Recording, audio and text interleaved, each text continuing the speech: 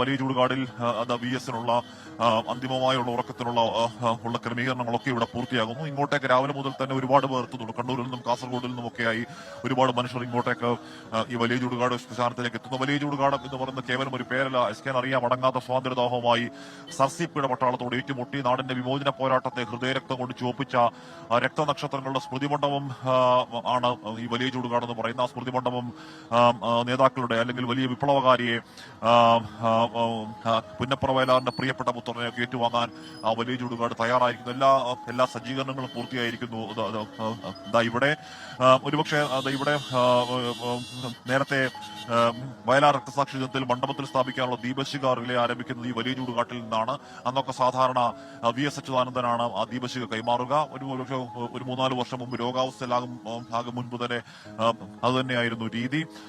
എന്നാൽ അമേരിക്കൻ മോഡലിനെതിരെ സ്വതന്ത്ര തിരുവിതാംകൂറിന് വേണ്ടി ജീവൻ നൽകി പൊരുതിയ പുന്നപ്രയിലെ ധീരന്മാർ, കമ്മ്യൂണിസ്റ്റ് പ്രസ്ഥാനത്തിന്റെ വളർച്ചയ്ക്ക് കൂടുംബാവും ചെയ്ത ജനനേതാക്കൾ എന്നിവർക്കൊപ്പമാകും ആലപ്പുഴയുടെ വലിയ ചൂടുകാടിൽ ഇനി VS-ന്റെ അന്ത്യവിശ്രമം ഇവിടെ ഒരുങ്ങുക. ഇവിടെയുള്ള അതിനുള്ള ക്രമീകരണം ഒക്കെ പൂർത്തിയായിരിക്കുന്നു. ഇങ്ങോട്ടേക്ക് എത്തിയിരിക്കുന്ന നൂറുകണക്കിന് മനുഷ്യരെ നമ്മൾ കാണുന്നുണ്ട്. വലിയ ചൂടുകാടിലേക്ക് ഇങ്ങോട്ടേക്ക് എത്താൻ നന്നേ വൈകും എന്നറിഞ്ഞിട്ടും രാവിലെ മുതൽ ഇങ്ങോട്ടേക്ക് എത്തിയിരുന്ന കണ്ണൂരുകാരായ, കാസർഗോഡ്, കാഞ്ഞങ്ങാടുകാരായ ഒരുപാട് പേര് നമ്മൾ കാണുന്നുണ്ട്.